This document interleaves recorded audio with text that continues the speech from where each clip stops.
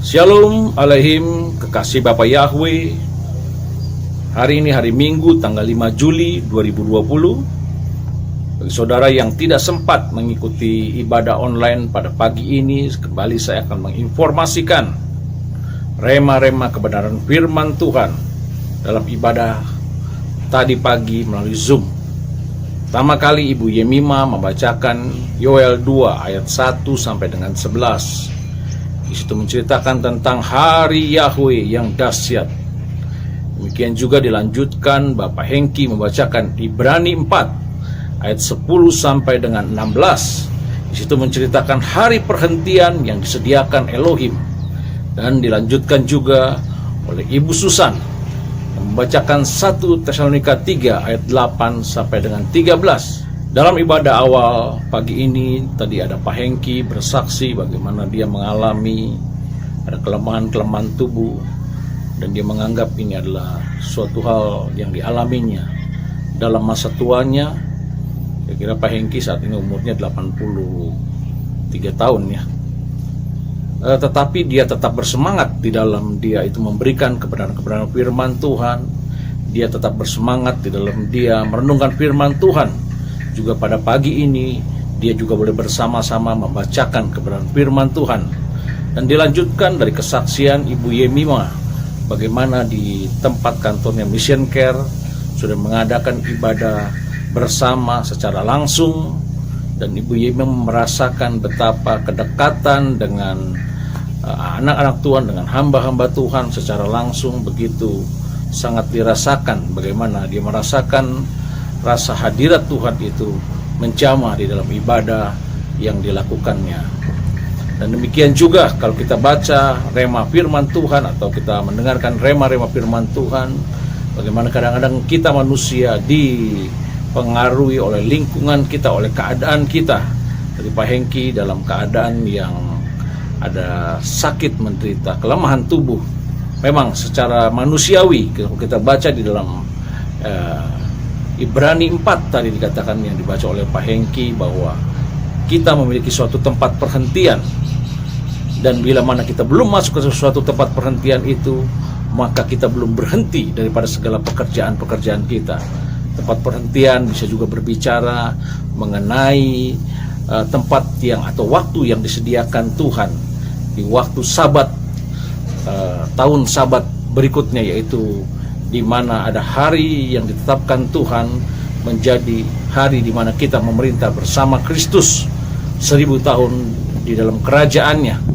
Tetapi juga ini berbicara tentang bagaimana kita mengalami hadirat Tuhan, mengalami kedekatan bersama Tuhan yang menjadikan kita menjadi tinggal aman, tinggal tenang, dan hati kita menjadi teguh apapun yang kita alami saat-saat ini. Pada ayat 11 dan 12 diceritakan bahwa untuk kita bersegera masuk ke tempat perhentian Tuhan supaya jangan jatuh ke dalam contoh dari ketidaktaatan.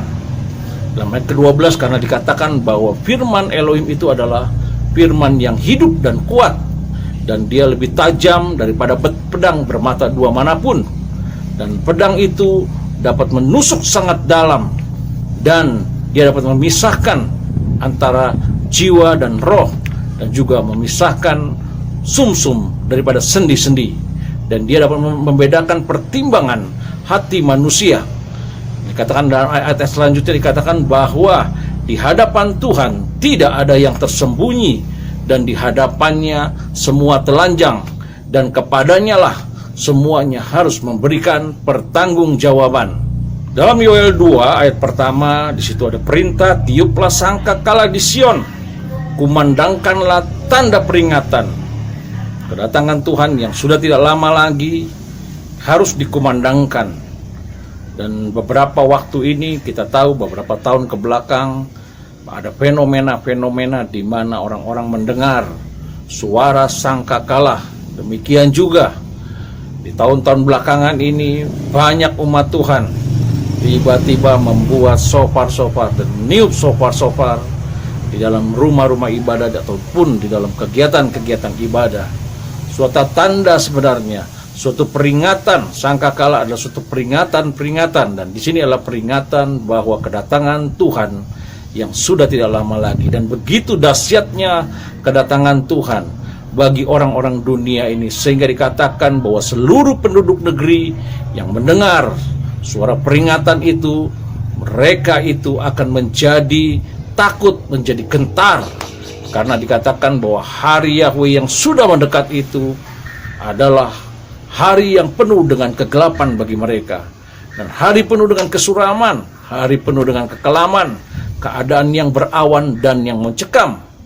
Dan di dalam ayat yang ketiga dikatakan tidak akan ada yang luput, karena di situ ada api di depan dan di belakang ada api. Demikian juga dikatakan bahwa di depan, bila mana kita berjalan terus, di situ ada seperti Taman Eden. Tetapi di belakang, bila kita menjadi orang-orang yang mundur, maka padang gurun tandus akan menjadi bagian orang-orang tersebut. Di dalam ayat 10 dan 11 dikatakan bahwa bumi akan gemetar dan langit akan goncang, matahari menjadi gelap dan bintang-bintang akan kehilangan cahayanya.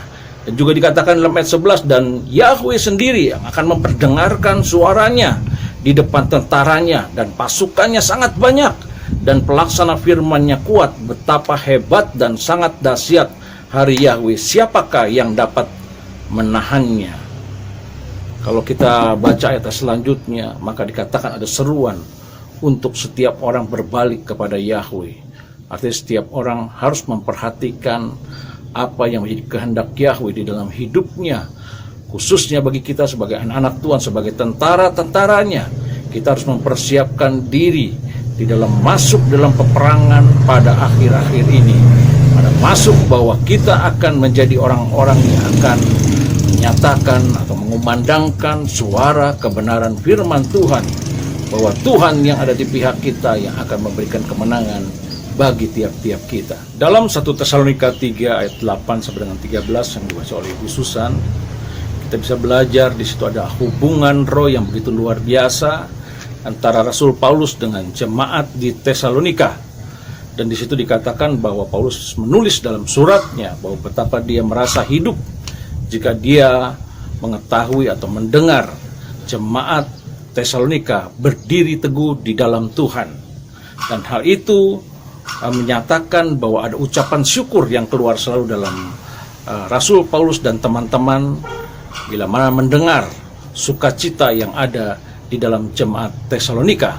Dan hal itu juga menyebabkan Rasul Paulus dan jemaat Tesalonika bersama-sama berdoa dengan sungguh-sungguh supaya mereka diberikan waktu untuk bertemu kembali oleh Tuhan, dan Tuhan memberi jalan bagi mereka sehingga mereka dapat bersharing firman untuk menguatkan atau meneguhkan kembali apa yang kurang dalam iman jemaat-jemaat di Tesalonika.